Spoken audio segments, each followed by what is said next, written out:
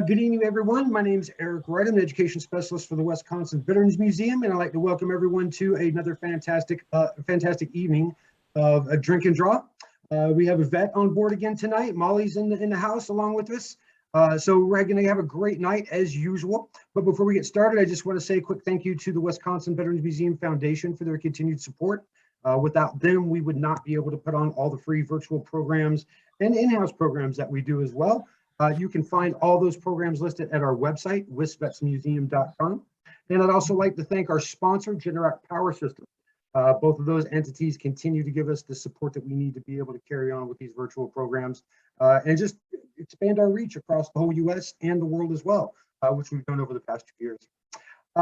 Tonight, everybody's here for Drink and Draw. Yvette, I'm going to turn it right over to you because everybody, I'm sure, is ready to jump right into it. Thanks, Eric. We'll go ahead and spotlight me, I guess, to get me started, and then. Hey, if I could just say one more thing, I did forget to say that we do have our security features enabled. So if you do have any questions or anything that you want to communicate to Yvette or to Molly or I while the program is going on, please use the chat feature, and we'll be monitoring that throughout the whole program, and we will get to any questions or any comments that anybody has. Sorry, Yvette, I didn't mean to interrupt. I just want to throw that out there. No worries. Yeah, so good evening, everybody. And Lisa says cherry blossoms are blooming in Japan. So when the cherry blossoms bloom, it can sometimes feel like snow, I think. Actually, I think it's when the blooms fall off, right? But either way, it's a beautiful sight to see. And welcome, everybody, this evening. As Eric said, if you need to communicate with us, please use the chat function.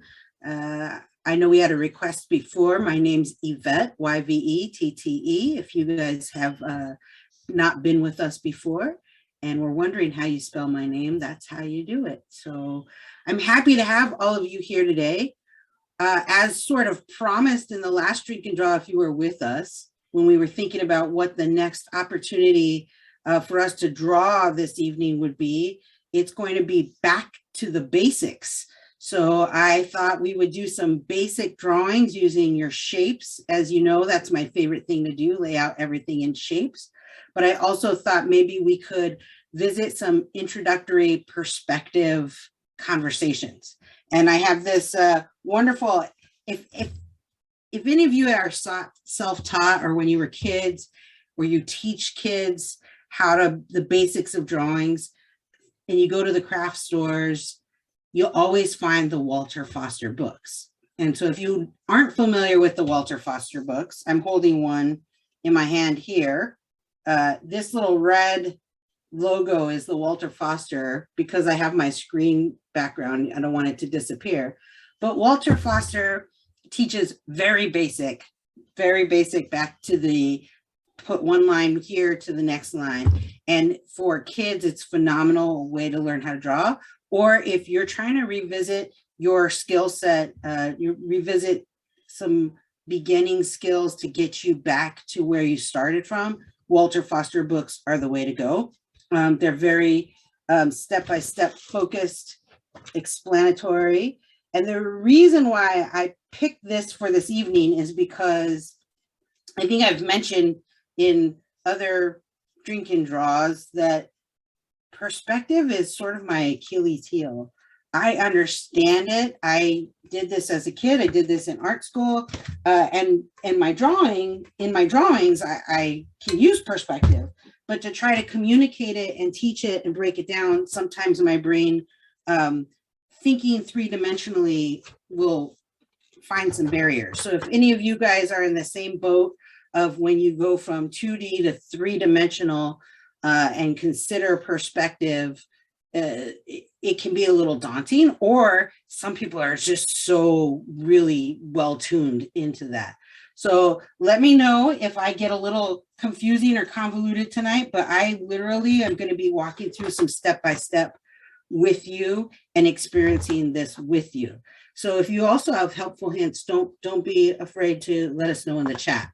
And I'm going to go back to, oh, and I didn't say, back to basics. So we're going to do basic drawing techniques, but we're going to be using images from basic training, military basic training. Marines call it boot camp, Navy call it boot camp, Army is basic training. And any Air Force veterans out there, I think it's basic training for Air Force as well, but if any Air Force out there want to shout out and let me know what it is. The image behind me, I took the images tonight. You can find our website. Molly's going to share the link to our blog post on the website where you can find the images. But this book is actually my basic training yearbook from Relaxin' Jackson, Fort Jackson, South Carolina. As they say, victory starts here. But everybody that graduates gets their own little yearbook with pictures of the experience. And then it's all standard pictures. And then there's this wonderful insert of black and white images from the photos they took during your time at basic training. So literally like everybody from like 1984 to 2002 when I got this have the same exact yearbook, but then with their helpful insert with our pictures. Let's see if I can find me here. Since it's back to basics, I may as well share with you my basic training photo. It's based by company, so I just have to find it really quickly. So we're going to start by doing a couple images. I have one from our collection from World War I, in between the war, interwar, with a Wisconsin National Guard unit. Let's see if you can see that's little me, where my finger is. That's my basic training photo. I was very serious. So we're not going to be doing portraits of basic training tonight, but we are going to be doing some images. One of them, I'm just going to start you out. We're going to go back to my iPad, and I'm going to be sharing screen via my iPad. So let me stop highlighting. Let me go ahead and highlight. Actually, Molly, will you help me out? Because I always remove spotlight on me. There we go. Never mind. I think I got it. I wonder why it won't let me spotlight. Anyway, I'm going to share my screen. Yvette, do you want me to pin your other screen for you? I think so. Let me just make sure if you can. Once I share screen, it should be pinned. Are we good? Yeah, it seems so. Okay. There you go. So this image here is from the Wisconsin Veterans Museum collection. It's from our World War I. We have a folder of World War I images from Wisconsin National Guard. And the collection is really quite wonderful because you have these very young men who, I mean, they're babies. They're really young men who are in their initial training. You can see the tents behind them, but there's a lot of these photos of them position of attention saluting, and they've got their brand new uniforms. So there's all kinds of different poses, just having a lot, frolicking around, being funny, throwing a football, boxing with each other, and then these very posed drill and ceremony photos. So I thought we'd start with this one, not necessarily worry about perspective just yet, and get ourselves warmed up. So, and feel free to let me know. I'm going to pull up my chat here now so I can see if anybody has any issues. Oh, thanks, Sherry. Yeah, I always like to share my military story. There's some funny stories, especially about basic training. We often forget when we do our oral histories here at the museum. There's a really important part of the military experience in the initial training.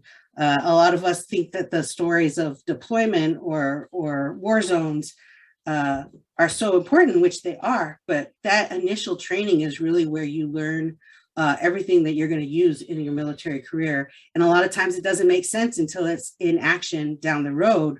But some of the best memories from the military that I have are from basic training. It's one of the hardest times I've experienced, but also one of the most fulfilling.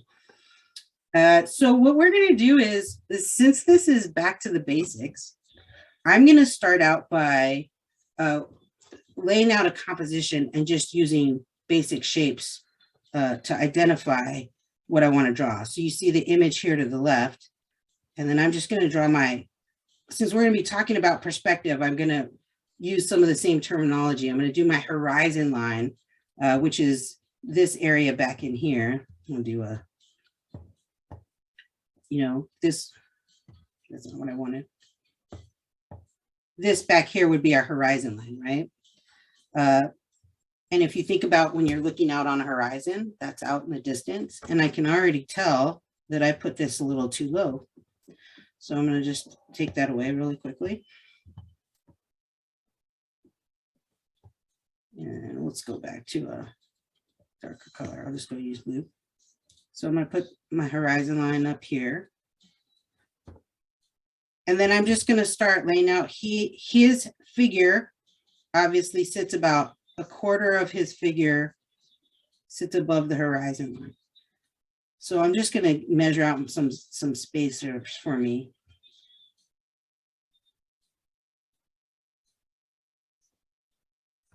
And the top of his hat, if you want to just do a circle, but don't finish it out. So it's about a half circle. Give yourself, you see this has like an angle here. So give ourselves that little angle. And again, you want to start out. If you look at this image, you can see we have a square here that goes from the top of the hat to the bottom of his chin is a little bit of a square. So if we really want to just give ourselves that long square, just to block things out, literally block things out. And then his neck is narrower, so another square there. And then, you can do his torso as a square. And it's a tapered square. When I say tapered, I mean it goes down where it's narrower at the bottom than at the top. But if you want to do just your regular rectangle here, you can just do that. And then a little bit narrower of a square here to start the top of his legs. And when you start studying skeleton and full figure, you can get to know the proportions.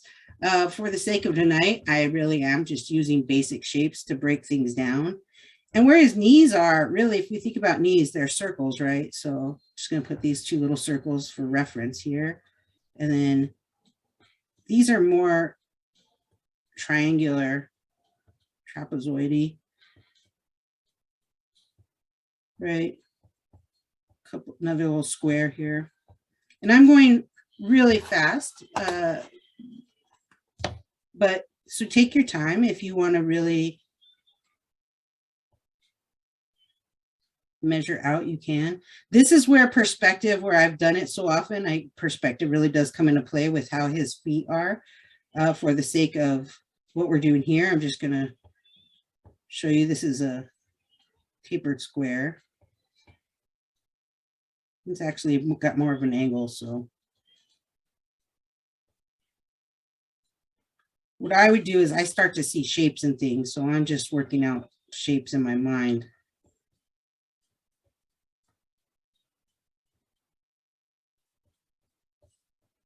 We had a request for Tears for Fears, so if you hear the music in the background, that's what we've got playing, is Tears for Fears. So you see that? Then I'm just going to go and look here. Got another basic rectangle. Goes down to another triangular form here.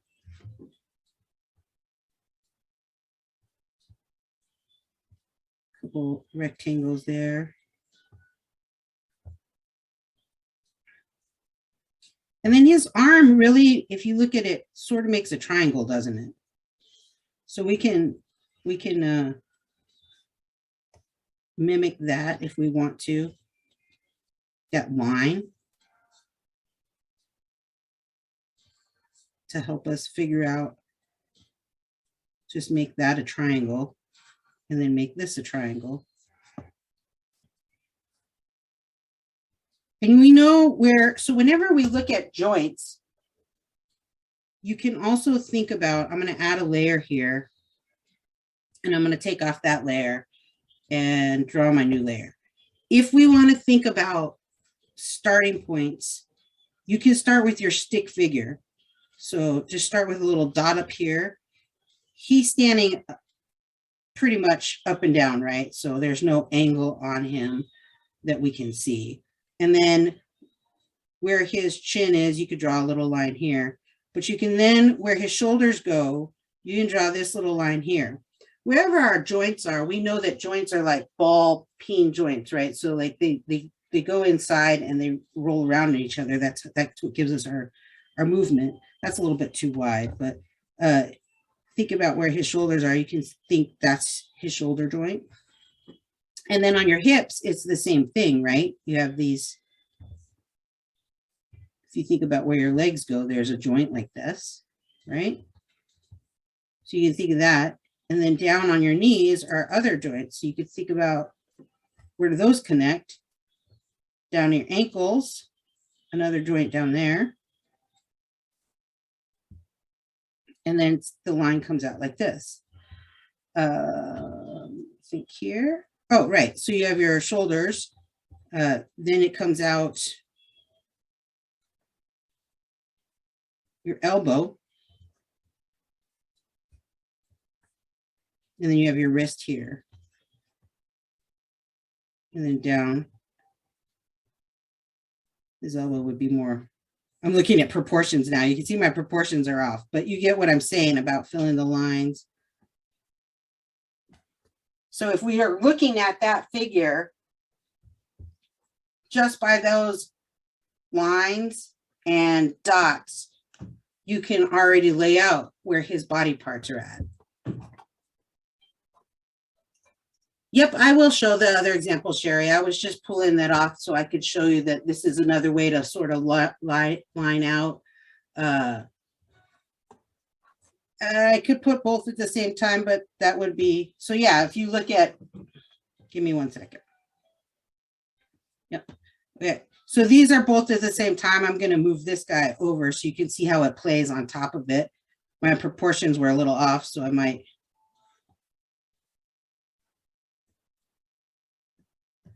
And then, so you can see I've made this red and the original one is the blue in the background. And you can see here where I did the line drawing where my proportions got off a little out of whack. But if you're just looking at a basic shape, you can start out with your squares, but you can really start with just stick figure and pinpoint these different areas that you want to go to. So what we can do now is move that one over here. So you guys, that's the other thing. If you have a drawing in front of you, right, or a picture in front of you, I'll do a new layer. You can actually trace on it. I'll zip this up a little bit. If you're like me, where you get out of control with your proportions because you just go too fast, you can always print out your picture and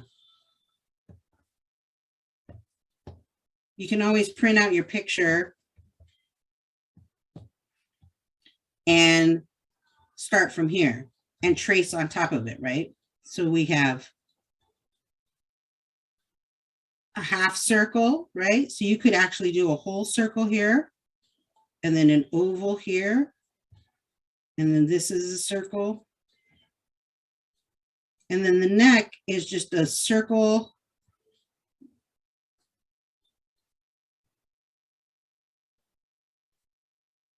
Then you have, this could either be a square here, like that, or you could do two triangles. If you see what, if you look at it this way, go down the middle, two right triangles, or trapezoids really.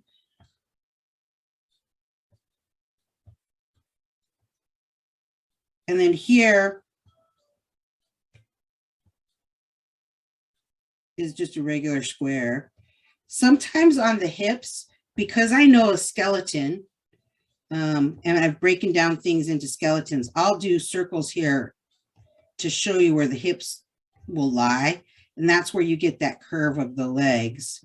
If I erase this, you see how this curves out a little bit? I'm giving him a little bit more woman hips here, but there's some natural curvature to the hips. That's because that's where our bones are. So if you wanted to, you could actually, if you're going to start with basic shapes, you could draw the circles of the hips and then draw a square over it to connect all your areas together.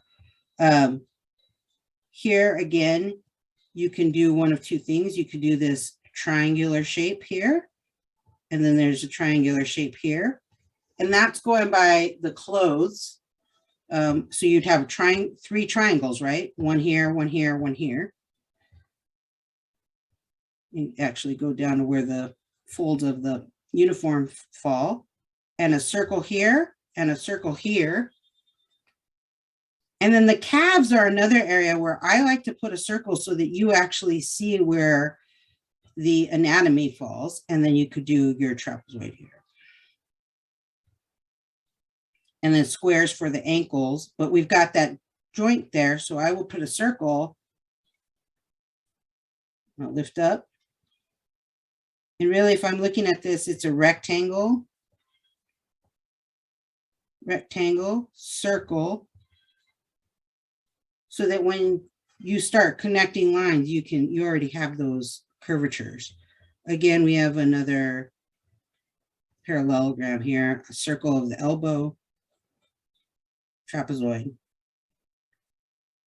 There's a joint here too, but again, you have a triangle, a rectangle, rectangle, triangle,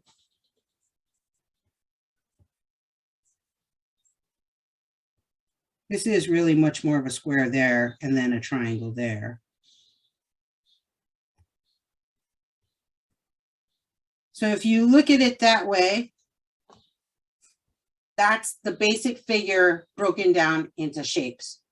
Once you've got that broken down, and I'm going to just keep tracing. Well, I'll take off that layer so that those of you that might be wanting to draw, you have direct access to the image now. So I just realized I'm going to do this. I'm going to move this guy over. Bear with me here. I'm going to move this off of the image, not to worry.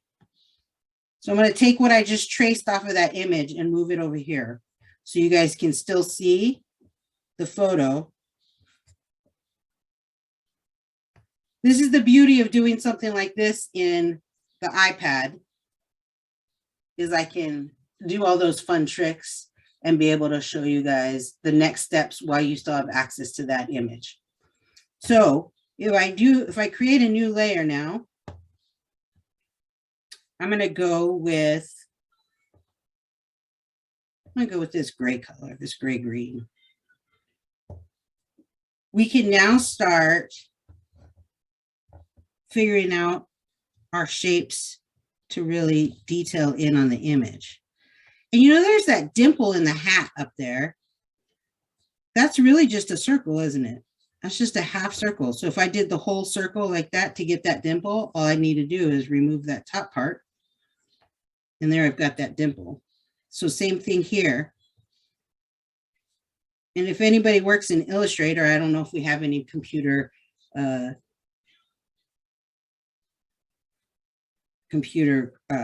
graphic artists here.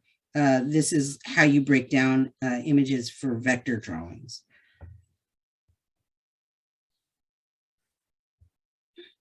Yeah, Sherry, I'll take you how to go from the first method too.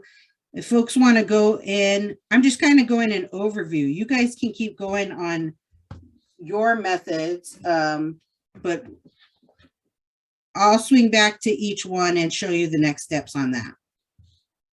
Because I'm doing a really quick overview. I was hoping to maybe we'll get through this because it's real basic, and then we're going to get into the complicated stuff, which is perspective, and our eyes are going to roll in the back of our heads when we try to figure all of that out. But I'll just do a little bit more on this one, and then we'll switch back to the other technique.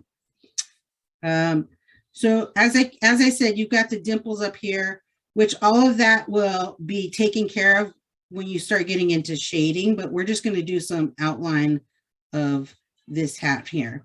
Now, if I want to, I'm going to point to this right here. That rim has another curve to it. So if you think about it, this is another circle, right? Like if I had a giant circle that came, you can see where it makes that curve. And then I would just remove this, right? And you'd have the curve already built for you. So if you think in terms of shapes, you can get a lot done. So I'm going to think of that circle up there too. So remember, we just did that where we drew that circle. And then I'm going to move. It was a little bit wider than that. So I say circle, we're looking at an oval, but then I'll just remove some of that, because it's a little bit flatter than that, but at least I get that nice curve, that curved line. And then if you see right here, it's going to curve around again, right? So we're going to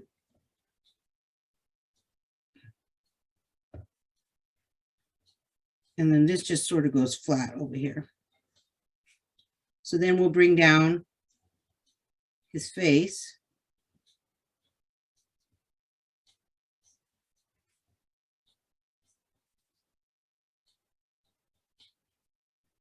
And again, we're just doing getting our basic outlines here. And then for anybody that's done portraits with us, you know, you do your lines of getting your proportions there. So I just put that there for me where I know the lines are going to go. And then his ear, it's just a half circle there. And this actually comes out right above his ear. And just to keep my brain where it's supposed to be, I'm just going to darken that area in.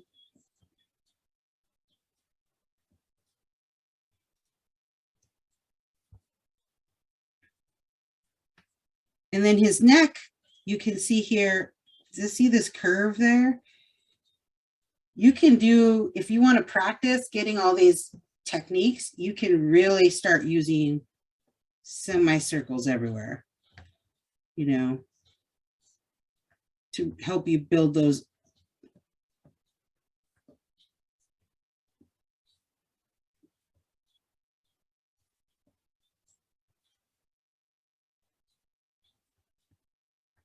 I'm gonna get a little sloppy here, but you get the idea. And then this, where your neck, you know, like where the neck hits the top of your torso, it's really like a coffee can, right? So if I draw a circle and a circle and two sides, it's like a coffee can. That's what your neck essentially is that cylinder. So all I'm doing here is you can even mimic the circle in here and the circle in here to give yourself the proper curve of the cylinder. And that's why the collar has that nice round curve there. And then again, you can see there's another curve there. And you can even help yourself by putting the shirt, the little details of the shirt. But then you see where the shoulder is here, there's another curve here. So the body is literally just a bunch of circles and lines and triangles broken down. So I'm getting really quick here.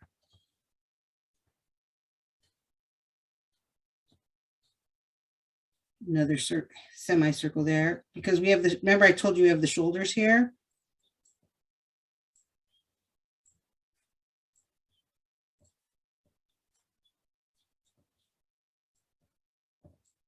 And then you have your elbow there. The wonderful thing about drawing folks like this that have this type of clothing where it's draped, where, I mean, you see these wrinkles, is it gives you those shapes already built into the fabric. So you're able to really start to see how you can break things down and build them up. And then here at the torso is just another half circle. And his clothes come out a little bit here. So you've got some wrinkles to deal with in here. But then you got his belt, which is another half circle, just some parallel lines and a square. And we could keep building, you know, again, the clothing drapes gives you those lines already built in to the clothing. So I'll go back to that first methodology, but if you take a moment, take a look at this, where we started right? We traced out our shapes, but really it's easy enough to throw in a circle here, another square here, some triangles down here, and you really can start building up a really substantial drawing just from taking your time with some cylinders and some cubes. So we had a request to go to the first style, which was this one, right? So let's see. Let me take.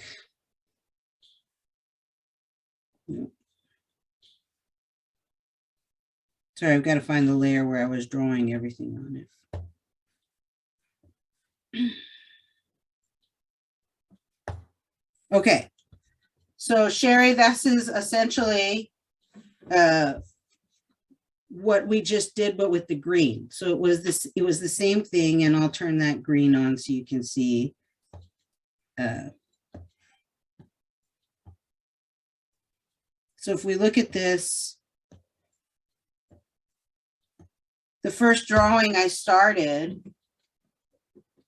was just a quick and a real quick and dirty version of the green. So what we've got is next steps when you're here. Just want to check the color I'm on. So we'll go with orange just so you can see the difference. And let me move this. Sorry for all the multiple screens, folks. So I've got really basic shapes here, but I'm going to do the same thing I just did a few seconds ago, which is we've got the half dome here, right? We've got it started here. So I will do my semicircle here to show those divots in the hat. Go up. And then I can erase, and that'll all be fixed with shading. But you've got the general idea of where those divots go. I probably made those a little bit bigger than I needed to. Little curved line of the hat, and the brim's got a half circle there. This one's going to be a little bit probably sloppier and quicker because I just wanted to sort of repeat what we just did, but you got a semicircle here. So if I had pulled that up, I would have realized we were pretty much just replicating with this one, the same thing we had here. It just has a few more circles on it. So, you know, it's just a matter of take your time. If we go down to the feet, for example, since I just did this with the other drawing, just to show you, let me take this down. I'm sorry, guys.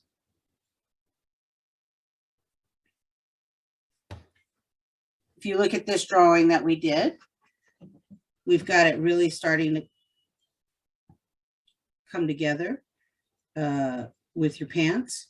What I'd like to do is continue on, finish off his feet, and then we can wrap up the basic of this one, and we'll start moving on to perspective. Again, I know I'm going really quickly, but this is just the idea of how you can quickly lay out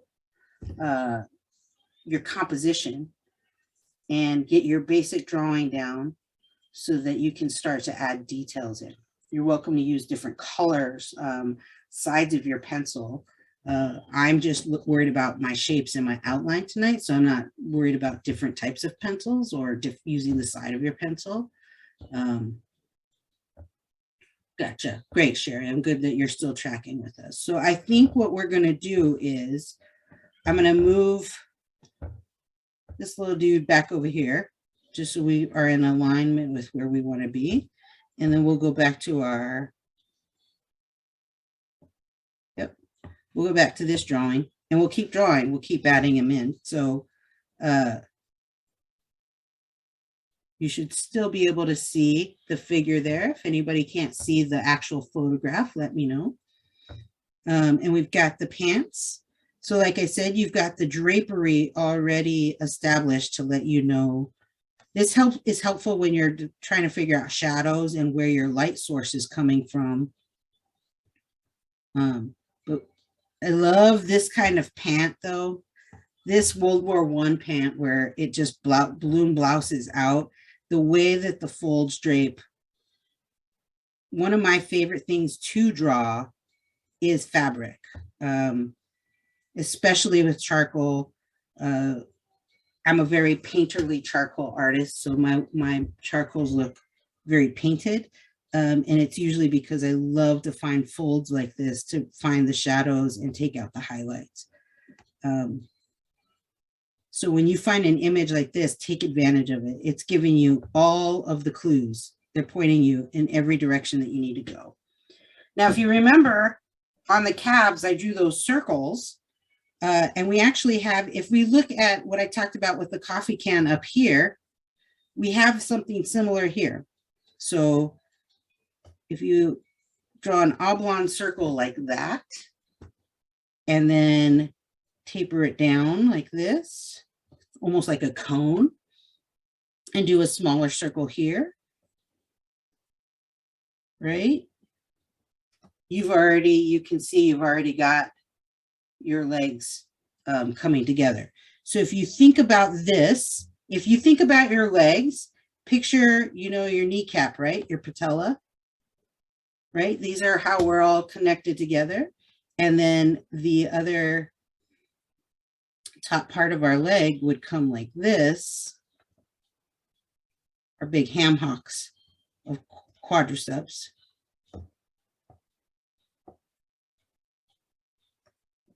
Or like this. So that's sort of how our legs are connected, right? How our joints, think of them as paper towel rolls with a ping pong ball in between them.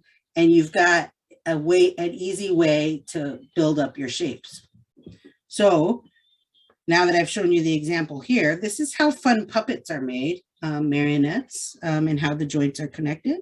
So we'll go ahead and just, for our sense of reference, draw in that patella there so we can see. And then we're going to imagine that there's that top of that circle there, right? And I actually don't want the top, I want the bottom. So you can see on here where it's that little curve. Let me draw that in orange.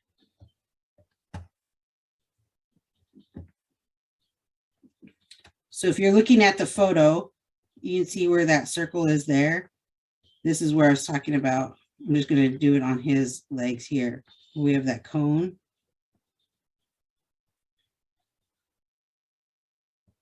That's how you can figure out how to do those curves, is if you just do an oblong circle.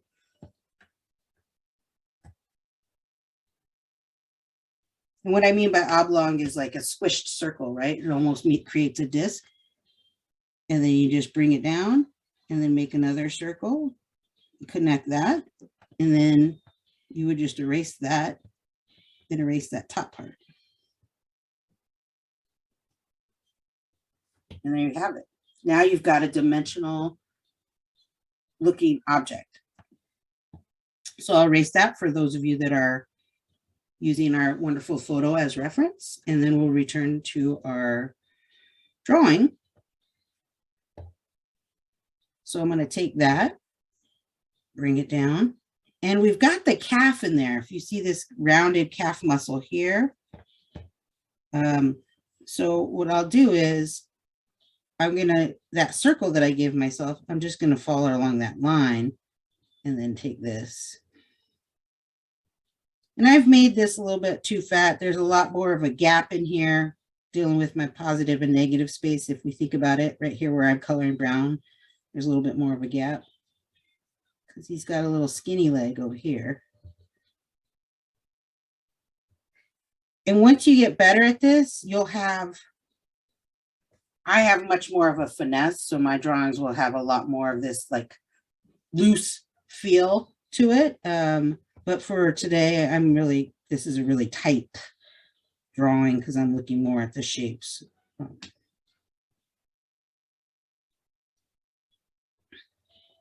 But again, you can see that same sort of cone shape here, so I can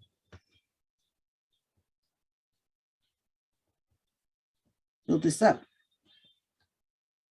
And then we're going to pretend that this is just a rectangle, big floppy rectangle. What we're going to talk about earlier is, you see how I'm making it smaller at the back and wider at the front? That's perspective.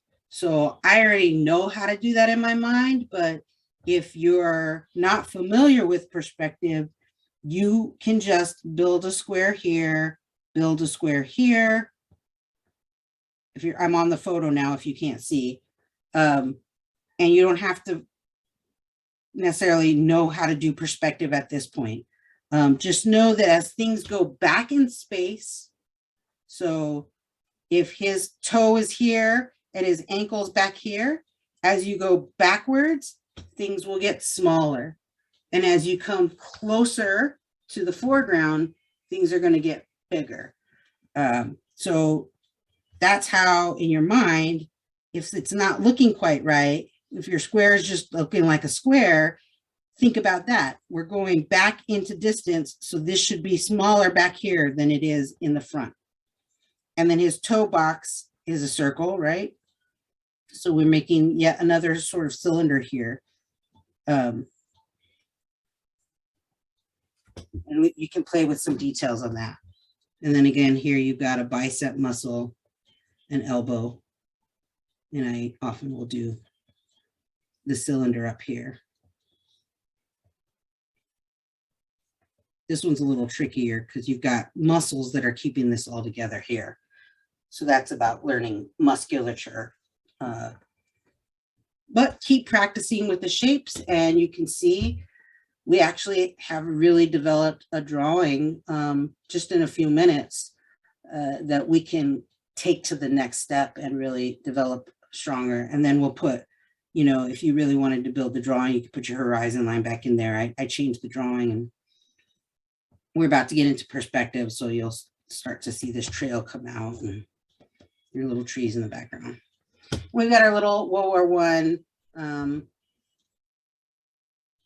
soldier saluting us at the position of attention. He's almost completely correct. His left hand, he actually needs to have almost like it's a fist with your thumb pointing down. So the hand extended out is incorrect. In case you're wondering about the correct way to stand at the position of attention and salute, his left hand is in an incorrect position. For those of you that care about the military component of this. Now, I promised, you know, I'm looking at our time too, and we're at 7:43. So I kind of saved myself a little bit because I do want to talk about perspective. And please chime in notes if you think you want me to halt, because I'm getting ready to switch to another image and talk about basic perspective. I can bring us back to this here in a second, but I think that it would be nice to just sort of look at perspective to get some ideas. So what I'm going to do is pull up my little tutorial for perspective.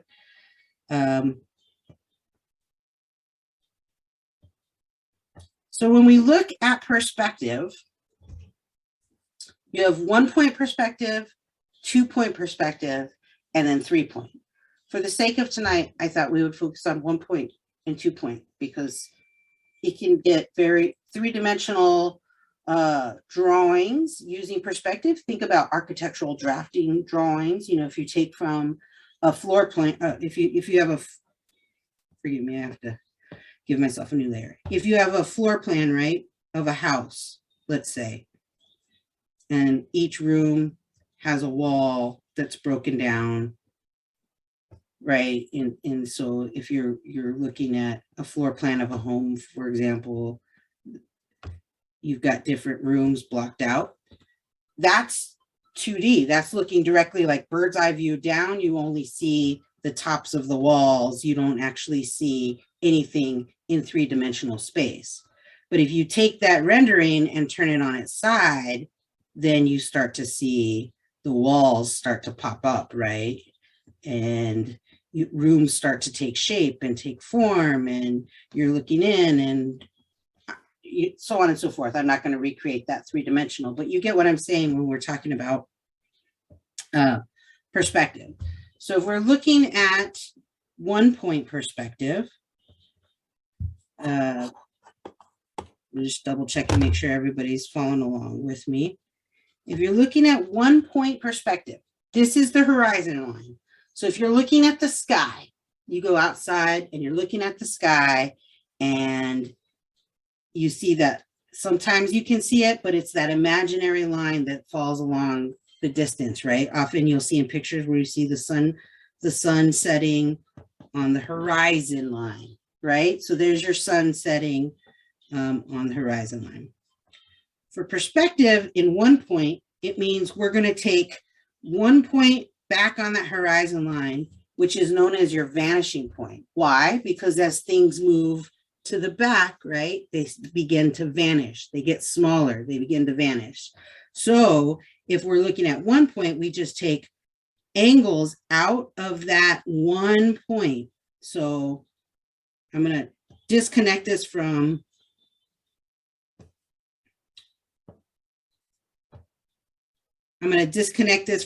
this one to the side so that you don't get confused.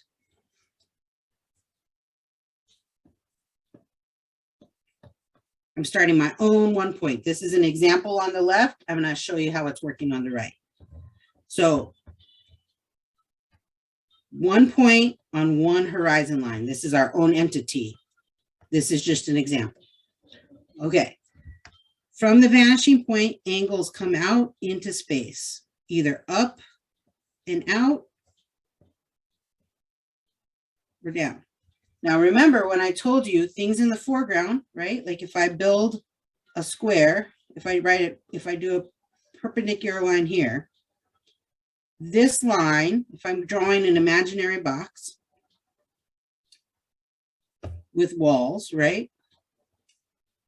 Let's say this is the front of my house. And from this point, I take it back into space. And from this point, I take it all the way back into space to my horizon line.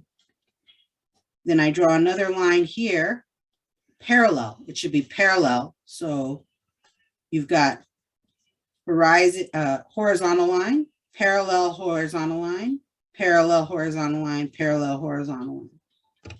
Then you've got your angles coming out here. Then we've got two angles coming down to the bottom. And then I'm going to draw a parallel line here. And then another vertical line here and here. So now if I use a different color to fill in that box, what you'll see is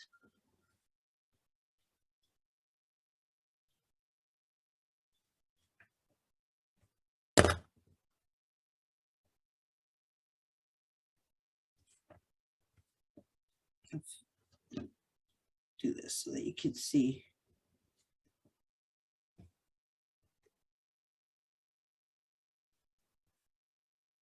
And we'll actually do a little bit different color here so you can see the front of that box.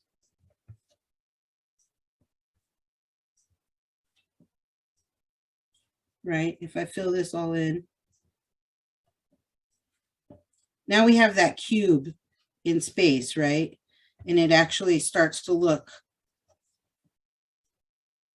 like it's really a cube. And I did the colors backwards. If I would have done the darker on top and the lighter, it would have made more sense. So really, that's just how you start to make things look dimensional, right? But if you notice, this line back here is smaller than this line.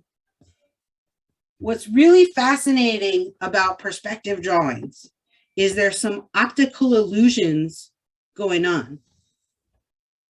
If I were to have a ruler right now, which I don't have accessible to me, oftentimes when you do drawings, play around with this, even though this, we'll do a different color again so you see, even though this line back here looks smaller, narrower than this line, oftentimes they will measure the same exact length.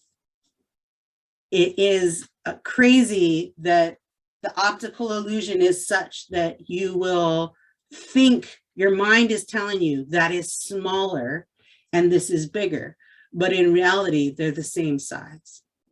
So if I didn't just blow your mind, I can't prove that right now because I don't have a ruler, but look online, look on videos, Instagram, you'll see there's some wonderful perspective videos where they'll hold a ruler up to one of these lines, put it on the different angle, and it'll be the same exact size. So that's the beauty of mathematics. This is 1 point perspective, so it's recessing back along 1 point. Now, when we get into 2 point perspective, it's something you start to see with the comic book characters, and how, like, if you love Marvel comics or any sort of type of comics and you see those cityscapes, this is that type of perspective they use. And this can change based on your vantage point of where your eye point is at. So you could have this box down here as you're looking down. You see, now we have the horizon line here. Along the edge here is your horizon line. Then you've got 2 points along that horizon line, right? 2 vanishing points. And it's the same thing. You start pulling these lines up just at an angle. Just think of your sun rays coming out, right? If you want to build a bunch of lines coming out to create this perspective grid for yourself, you could start pulling those lines. And what that's going to do is start to build, you can see how that box is being built in those lines. So if you have a group of people or a group of buildings, you can create these grid lines to really start to build your images. I will show you an example. Let me take this drawing off, and I will pull, and let me take this drawing off. So if you had people, for example, you could, this is a 1 point perspective of an action image of a sword fight. And it starts out, I'll do a new layer so I don't mess this one up, but you see, right, this would be your horizon line. In theory, a straight horizon line, right? This would be your horizon line. This is your vanishing point. And they pulled these lines out to give you this grid to help build the body. And remember what I told you about the cylinders, right? If you look at this example, and I can't claim this as my own, I did find an example on Pinterest that I traced to show you, because there is a basic training image that is on the blog post that you guys can use as reference and use this as a tool. But you see here, let me get some new colors here. Colors that you'll be able to see on this. Okay, so if you see here is a cylinder, right? And then now we've got these lines taking us back into space, back toward that vanishing point. And then we have another cylinder here. So that torso now is going back into space at an angle. It's really beautiful when you can figure this out to help you make these really powerful and dynamic images to take a body back into space, because now we've got a cylinder here, and then we can connect it to this cylinder, which is getting, you see this line here, it's going back in space and it's getting smaller. So then you get that cylinder taking you on that line. You can just see how it just starts getting even smaller into another cylinder, all the way to where it almost pretty much disappears, right? And if you think about somebody in that stance, think about a fencing stance, and if you're standing on this side of them, looking down at the person that they're fighting, they're going to seem smaller because they're further away, right? If this person was, if this figure right here was twice the size of this figure, it would not make sense because it would be out of perspective. So this example is super helpful when you have the pre-established figure in the drawing, right? It visually makes sense how to connect all of these things together. What I struggled with today as I was prepping for this is when you have your image that you start from scratch. So I'm going to take this off of the screen, and I'm looking at our time, so I know we're getting down to the wire, but let's take example. I might leave the red on there for a second. No, let's take that off. So anybody that went to basic training might be familiar with this. This is hand-to-hand combat. I can't think of the pugil sticks, or as they call them, the giant Q-tips. That's one of the things you learn at basic training. I have this image from the past from my yearbook, and then the modern day image is on the website as well. But if you start with an image like this and you're looking at, let's say, that 1 point perspective that we just did, right? If we, I'm on a new layer. So if we look at this is our horizon line in the background, and let's say this is our vanishing point, and we go up and we start making these lines, right? We start coming out and figuring out where everything goes. This part all makes sense to me. But when I start thinking about where I need to put my shapes in to make it go back into space, it can get really confusing really quickly, right? Because that other one was really lined up for us. So even if I'm thinking about, okay, I have a circle here. So where does that cylinder go? Well, I follow this line, and then I have to, a lot of times you have to find the connecting points in your drawing. It's helpful to do this and trace it at first if you're trying to understand how it works. So I'll actually go to a different color so we can see. So if I have a cylinder of the shoulder and it's got to go back into space, I'm following that red line, right? That's taking me to make it smaller. And then I've got another cylinder here. So now I've got his arm is there. And of course, his arm's not extended out. So in the last drawing we had, his arm would have been, we would have done another cylinder, right? And then we would have extended it out and it would have got smaller. So it would have been going back into space here. But in this drawing, in this photo, his arm's going up. So what do we do? Well, I would keep drawing these lines. And this is where you would want to start thinking about 2 point perspective in this drawing so that you could then make this go back into space this way. I realize that might be a lot to absorb right now, but I wanted to give you a little overview of where my mind went, because I think these drawings would be really beautiful and dynamic if we went with this methodology of taking the figures, right? If I take the basic training photo off, excuse me,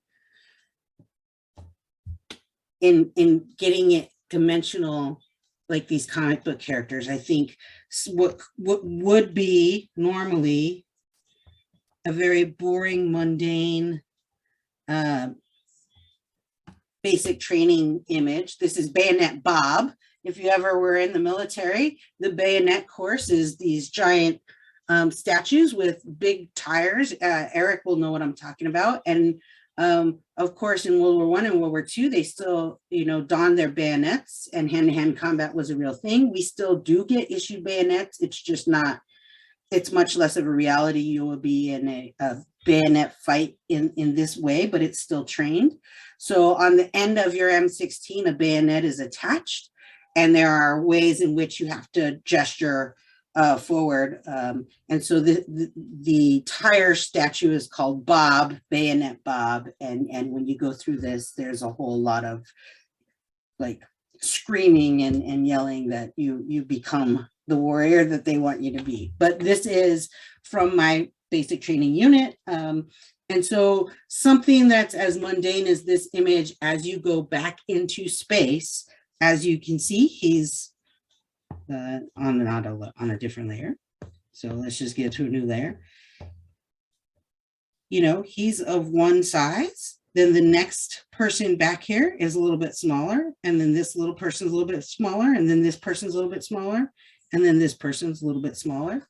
So you can see everybody as they go back becomes smaller. So when you start to think about how perspective works, like what we talked about, it really starts to make sense how you can lay these figures out. I hope that you might take the time to really start thinking about putting grids on your drawings and really think about how things how objects fall into space and time. Not time, sorry, just space on your drawing. Well, space and time maybe, but for the sake of drink and draw, maybe just how things fall in space. I will leave you with this example of what I started working through in preparation for tonight. So this is the past image of the World War II veterans training. They weren't veterans at the time. They were introductory candidates into World War II. Those are their bayonets, which are fascinatingly large compared to what we were issued, even though, anyway, so this is their bayonet on their weapon. And I started out, let me find my grid here.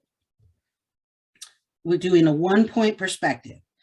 So if we start with the vanishing point over here, forgive me for these layers, start with my vanishing point and my horizon line. And then I just started pulling out these lines, okay? And the thing about perspective that makes it really work is you start thinking about how parallel lines interact with an angled line across the horizon line. So when we think about horizontal, images lay horizontal or vertical, horizontal horizon. And then these blue lines here are our parallel vertical lines. And this makes a 90-degree angle, okay? So as you, and 1-point perspective, as you go back, you want to use these vertical lines. And if you think about your tomato plants, if you're ever planting tomatoes and you have that row of strings that goes down the row, you could make boxes by tying 2 strings together to keep, you could make these 3-dimensional box cages for your tomato plants. That's similar to what we're doing with this grid for your drawing. And then, so you've got that built up with these parallel lines going back into space along your angular lines. And then you start to put shapes of the figures together, right? So you see those boxes where the torsos are. I was working this through, my brain was a little fuzzy, so my angles are a little off on these boxes. But I think when I remove the image, you're gonna see, hopefully, what I mean about building shapes on a grid. So now can you see those green boxes going back into space that begins to lay out the coursework for building the dimensionality of those bodies going back to a vanishing point in space. So it takes a little practice. It takes a moment to pause and visualize things 3-dimensionally. But when you do this over and over, it becomes second nature. And that's how you'll start seeing all your objects in your drawings. You'll just automatically start to engage with the perspective naturally. It will also help you figure out where your light source is coming so that you can apply your shadows correctly. I hope this has been informational for you. If it's given you some information, I would highly recommend If you need the basics of perspective, there are a ton of online tools. You can just type in perspective, 1-point perspective, 2-point perspective on Pinterest, and the wealth of information that will be available to you is ridiculous. YouTube has a ton of instructors out there far better qualified than me to instruct you on perspective. But Walter Foster is my go-to, and as cheesy as it sounds, this is how I learned how to draw, is these really basic Walter Foster books, and they're really user-friendly. And they're fun. They're written by really approachable authors. So I think you'd be in great shape at any time to utilize those books. So I'm going to stop sharing now, and we can see if there's any questions out in the audience. And let me see if I don't see any questions. I'm going to toss it to Eric. So he might have some announcements to bring to everybody. I don't have a whole lot of announcements, except for the fact that you never continue to cease to amaze me, Yvette. How you worked all the mathematics into that. It's just, I'm still trying to wrap my mind around how the back line is the same distance as the forward line. It's a fun party trick if you can ever do that. You might win a few bar bets that way too. It sounds like people are having fun from the chat, so that's good. I'm glad I didn't bore you guys too much. That's really good. No, that was, you know, I'm not an artist. I don't participate in the drawing, but I was really fascinated by that whole presentation. It just looked like a lot of fun. I actually wish I would start drawing now. Well, come on. And I will say, I see the request. We got a request for fabric, more portraits. That's really good for me. So my April session maybe we'll do a portrait with somebody wearing some wonderful drapery on fabric. I can combine the two. So Sherry, if you ever want to take a picture of your drawing, feel free to, I know you got our email, so you could send me your email, and then the next drink and draw we'll go ahead and share folks's drawings.